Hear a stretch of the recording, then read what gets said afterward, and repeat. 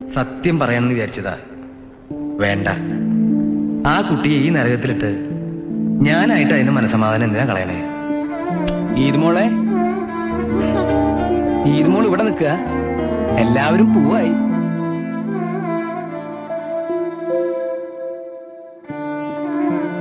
എന്തു പറ്റി നോക്കുന്നു? എന്തടോ പറയാ, കുട്ടികളാവുമ്പോ ഇത്തിരി വാശിയും കരച്ചിലൊക്കെ കാണില്ലേ? അതിന് മുതിർന്നവര് വാളെടുത്ത് തുള്ളാൻ നിന്നാലോ?